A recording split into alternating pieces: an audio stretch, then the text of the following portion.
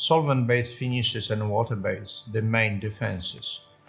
Solvent-based finishes, and when we say solvent-based finishes, mainly are solvent-based polyurethanes, are quite robust finishes. However, they've got a lot of disadvantages built into those products.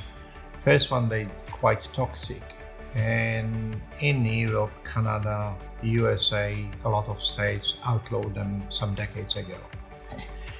So if you live with those products in your house, it's not only at the time of application that they're quite smelly, but also over the lifetime of the coating, you will be breathing some of those products in, and they're not the best thing to get into your system.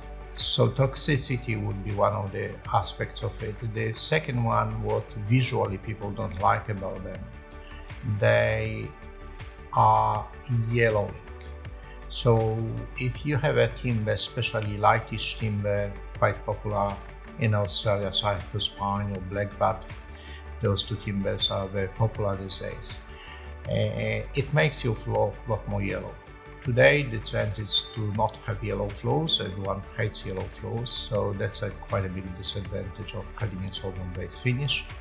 The third one probably is that it looks too plasticky. People like natural timber look and have a feel that they're walking on the timber, not on sheet of glass or plastic sitting on top of it. So the feel factor is not there, and probably the other very important factor, they're not recoatable. So yes, they are cheaper, and some people say I have a solvent base because it's cheaper, but on longer term, that if you use that product, costs you a lot more money because they're not recoatable. Every time you do something about your floors, you'll have to fully resand it, and that's a mess, that's a cost, and that's a time. So those products, to fix them in any way when they wear out, it's a full-blown job, and a cost accordingly.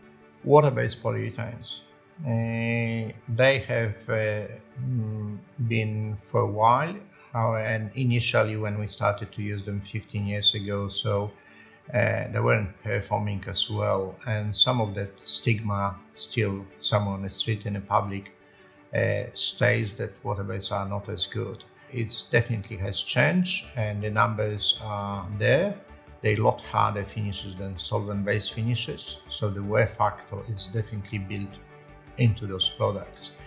They also non-yellowing, so if you got a lightish timber like a blackbutt, you apply water-based, it doesn't alter that color of blackbutt timber or cypress pine timber. You basically what the color of the timber is, that's what after application of water-based finish stays with the timber and doesn't get yellow over the time.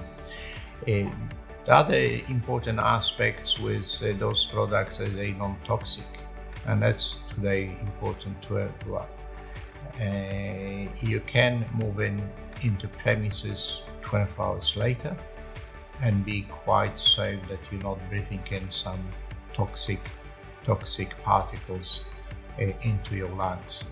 Cost, yes, they are a lot more sophisticated, and therefore when we purchase those products, they're a lot more expensive.